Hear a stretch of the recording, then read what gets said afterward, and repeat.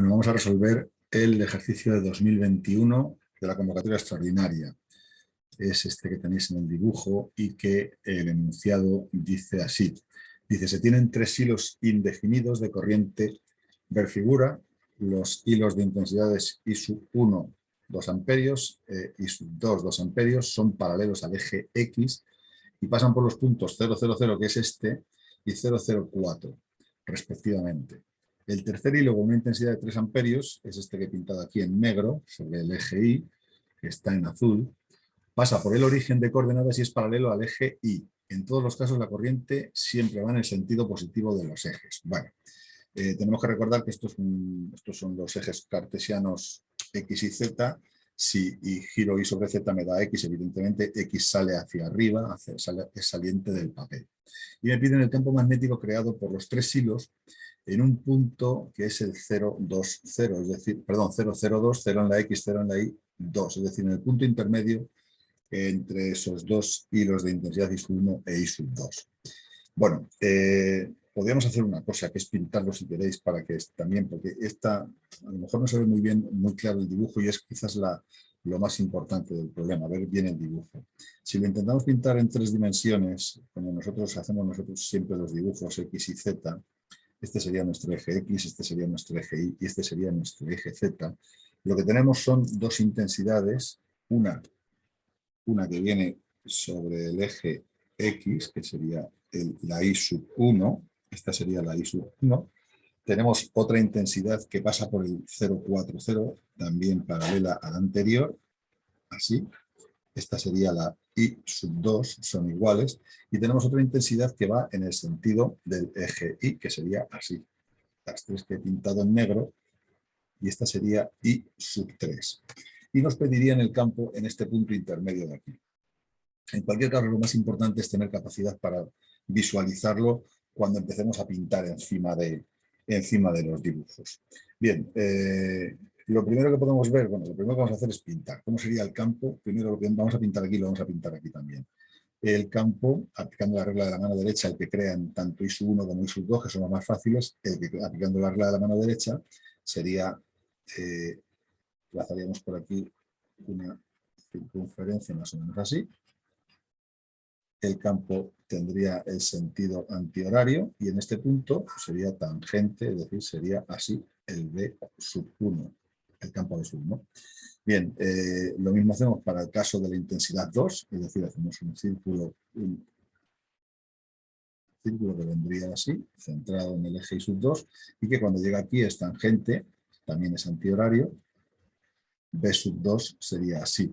Hombre, pues claramente vemos que B1, el módulo de B1 es igual que el módulo de B2, porque I1 e I2 son iguales, I1 es igual que I2, tienen el mismo valor, y la distancia del punto a los dos hilos es la misma. Como los vectores son diferentes, pues el módulo de B1 es igual, bueno, el B1 va a ser igual al menos B2 en vector, o podemos decir que el módulo de B1 es igual que el módulo de B2 y que se van a anular.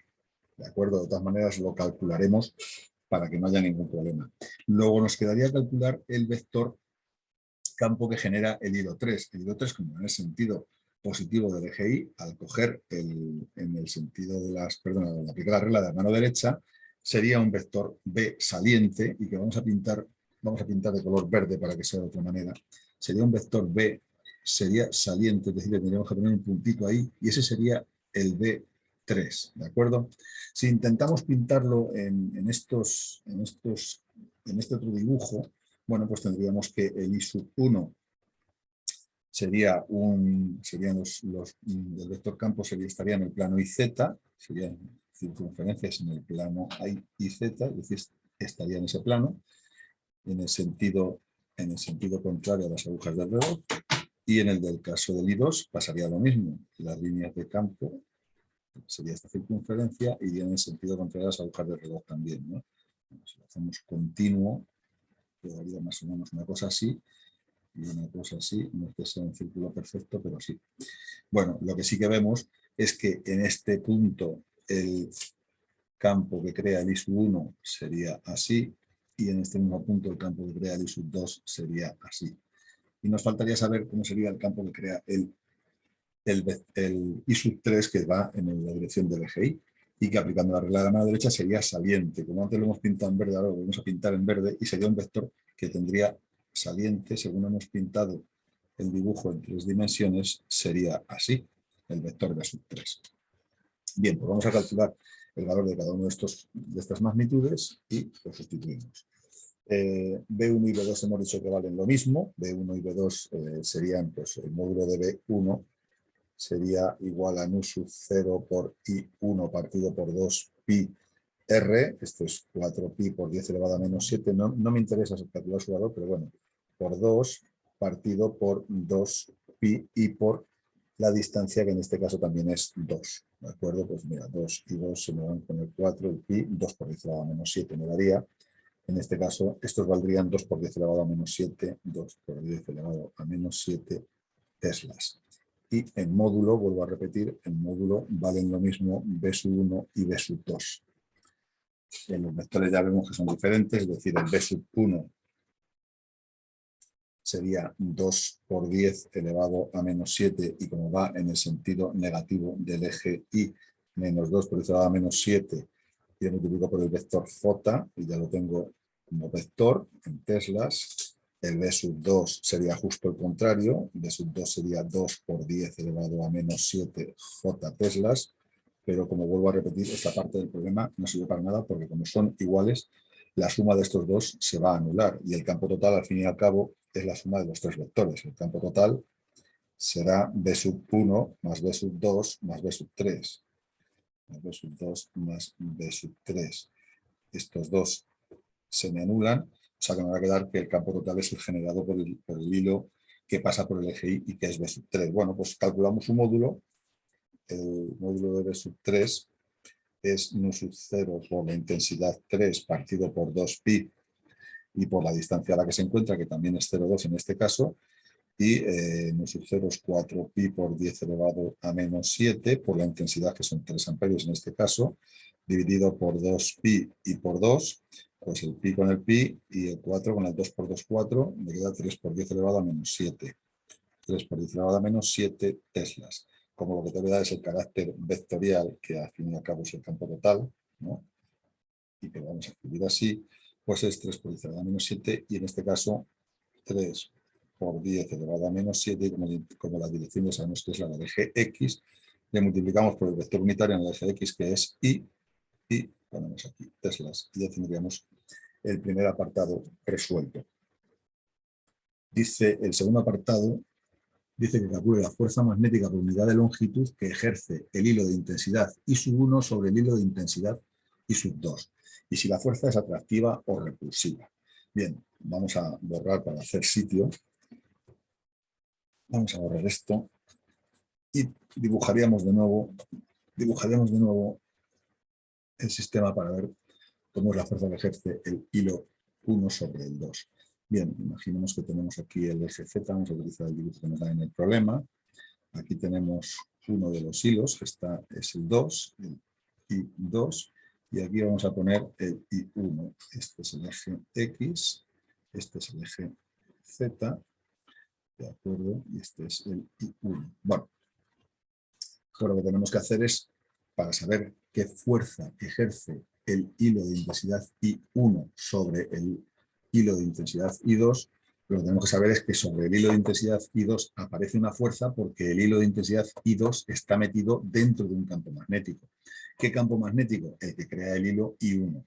Si aplicamos la regla de la mano derecha, a esta distancia tendremos que las líneas de campo giran en sentido antihorario y en este mismo punto el vector campo será un vector B sub 1 con esta dirección, es decir, una dirección que va, perdón, esto no es X, esto sí, que va en el sentido decreciente del eje Y.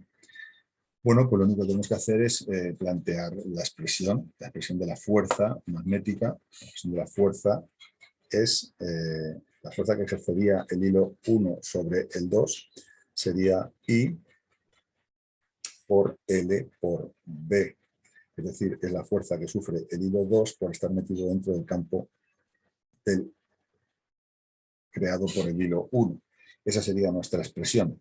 Lo que vamos a hacer es calcular en primer lugar el módulo, desarrollando este producto, y luego le damos carácter vectorial a la fuerza, porque al fin y al cabo la fuerza la podremos calcular girando L sobre B, L, que tiene el mismo sentido que la intensidad, sobre B, L sobre B gira en este sentido, por lo tanto la fuerza magnética sale atractiva, como era de esperar, porque las dos intensidades van en el mismo sentido. Pero la fuerza magnética sería así. Bien, el módulo de la fuerza, el módulo de F sub 1, 2, es igual a I sub 2, L, B sub 1. Ya todo en módulos, por el seno del ángulo que forman, que como forman 90 grados, pues no lo pongo directamente. Y desarrollo B sub 1, que B sub 1 sí sé lo que vale, B sub 1 sería I sub 2, L, nu sub 0, I sub 1 partido por 2pi y por la nueva distancia que le voy a llamar D, que es la distancia entre los hilos. ¿De acuerdo? Voy a llamar D a esta distancia. Bueno, pues el módulo de la fuerza por unidad de longitud, que es lo que nos piden, el módulo de la fuerza por unidad de longitud será, si lo reordeno, nu sub 0, I1, I2 partido por 2pi d. Y si sustituyo los valores numéricos que tengo, pues tendré que el módulo de la fuerza por unidad de longitud, F sub 1, 2 partido por L, es igual a 4pi por 10 elevado a menos 7 por I sub 1, que vale 2, por I sub 2, que vale 2, y dividido por 2pi y por 4. Bueno, pues simplificamos el pi con el pi, el 4 con el 4, un 2 con un 2, y me queda 2 por 10 elevado a menos 7 newtons. Lo único que me falta es darle el carácter vectorial a esta fuerza. Entonces, la fuerza vector 1, 2 por unidad de longitud sería 2 por 10 elevado, perdón, menos 2 por 10 elevado a menos 7, porque en este caso va en el sentido negativo del eje Z, K newtons. Y aquí tendríamos el problema ya concluido.